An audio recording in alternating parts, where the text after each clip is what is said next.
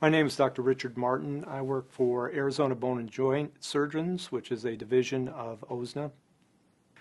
In addition to regular board certification as a general orthopedist, I also have a specialty board certification in sports medicine. It's a new board certification that just came out in the past 3 to 5 years. In addition to my regular orthopedic training, I also did a fellowship training under Dr. Richard Stedman from the Stedman Hawkins Clinic, who is a world-renowned orthopedic surgeon. When talking about the recovery from rotator cuff surgery, the recovery is not faster if it's done arthroscopically. To return to unrestricted lifting, pushing, or pulling, it's still about 4 months regardless of whether this is done arthroscopically or open. In most cases, when we do find that a patient has a rotator cuff tear, it's usually the result of an acute event.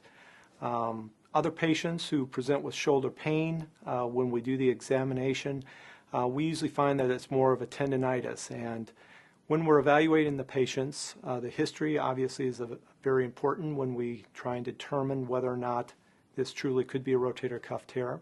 Physical examination also is very important, particularly manual strength testing. When comparing postoperative pain in arthroscopic versus open surgery, typically the first 24 to 48 hours there is a difference, with that being more severe with the open procedures.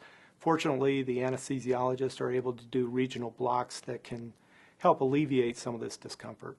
Most rotator cuff tears can be approached arthroscopically. However, there are some procedures that involve other parts that require a small open incision, and in those situations sometimes it's better to just proceed with the entire surgery through an open fashion.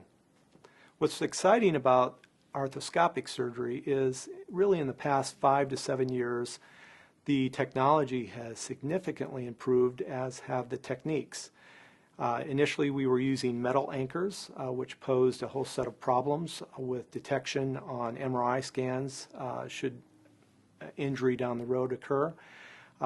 Nowadays we have implants that either are dissolved by the patient or act as templates for bone to grow into them. There is such a thing as an irreparable rotator cuff tear. These most likely started out as small tears that were either missed or neglected by the patient. Over time, these tears get larger, and as they get larger, what happens is the muscle starts to contract. This pulls the tendon away from the bone and prevents it from healing. Over time, this contracted muscle then starts to become replaced with fatty tissue, and you start to lose the contractile ability of the muscle. When you get into that scenario, going in and just trying to pull that tendon back to the bone is not going to solve the problem.